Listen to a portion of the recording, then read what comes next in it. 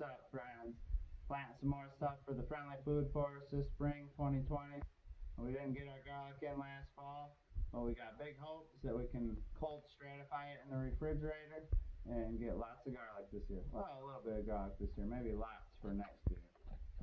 So what we're going to do is get our cloves out as gently as we can, and we'll break them up.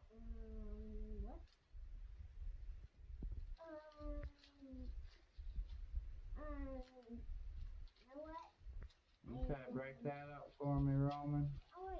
Get them cloves separated. I got my helper with me. This is Roman. Whoa, is this onion? And what we're going to do is we're going to separate these and put these in this bag of soil. Is this onion? Might have lost one. We'll remedy that before we actually put it away.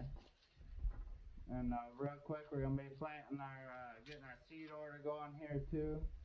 So we'll be filling in the stuff we don't have yet, like our cantaloupe, our zucchini, our summer squash. Keep going, there's a bunch of them. Do our best to not damage them roots coming out of there. What is this pod? Is this And when we plant these, we're going to put the pointy end up. Is this an onion? About 3 to 4 inches deep in the hole. That is garlic. It's in the family of onions. Oh, It's like an onion, Roman. It's in the allium family. It's garlic. So,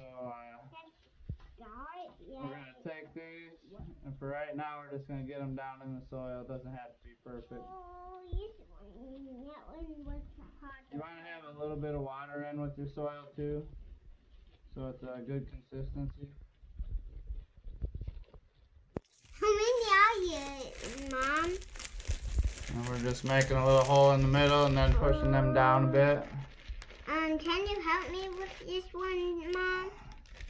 And we're going to try not to break these roots off either. Can you help? Some of them do have roots attached to them. And after the garlic's growing outside, you'll know it's getting done because the leaves on it will start getting like a yellowish brown or a brown. And that's when it's about time to harvest.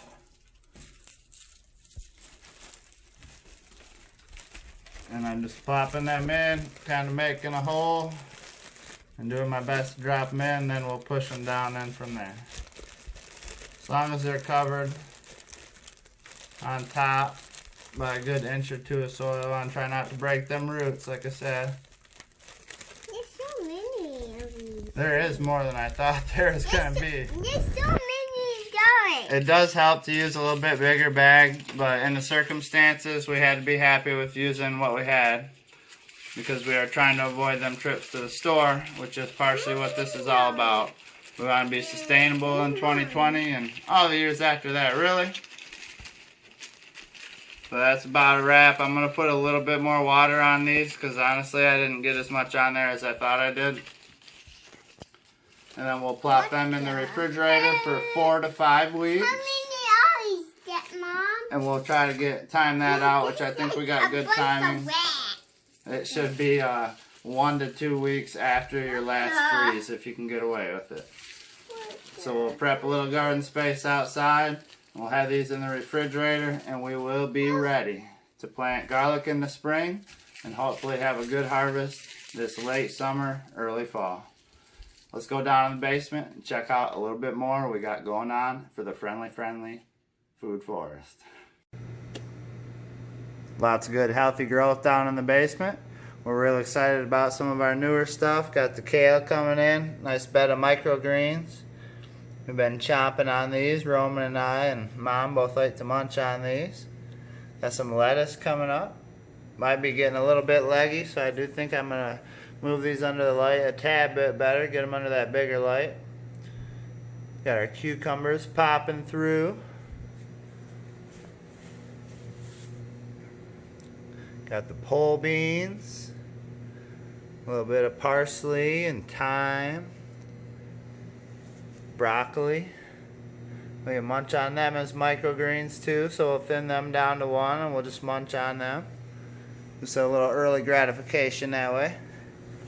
Tom Thumb peas coming in real thick. one solo. No, we got a couple tomatoes popping up in that front row. Bunch of sweetie tomatoes coming up for us strong. And the sunflowers, again, nice microgreen we've been munching on. Them taste really good. Them are a really good taste of microgreens. I got one little watermelon popping through, so we'll see how them seeds from last year's food forest do. And I'll hopefully be growing a true watermelon. And then this is something that people probably really wonder about, when to water. So you can see I just watered about half of it down here, so this is nice and dark. I just watered. And this is pretty light. Pretty light. You start to see it's time to water with your eyes. But after you've been doing this a little bit, probably the best way to know if you need to water is just to go ahead and pick that cup up and just move it around just a little bit. And it doesn't lie. When you pick up one that really needs to water, it is a big difference. So if you don't know for sure just by the look, start getting used to picking up your cups and getting a good idea what you got going. Oh, I got a little water spill behind me I might have to deal with real quick here. So I'm going to get to watering. I just wanted to show you that because that is something people really wonder about. You can see over here too, these smaller ones don't suck up the water as fast. These are some of our fresh transplants.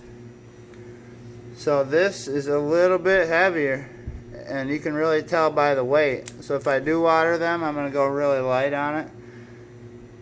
And these are ready to be watered for sure, the bigger ones. So if you're having any trouble at all, that shows right there is a real subtle difference just by looking at it. Go ahead and pick it up and you'll know for sure. So that's the best way to know how you need to water. Alright, we got that tidied up a bit. Plants organized a little better. And then that way we can grow some more. Got a little bit of room. And also done with our watering over here. So we got a nice uniform color on the dirt now.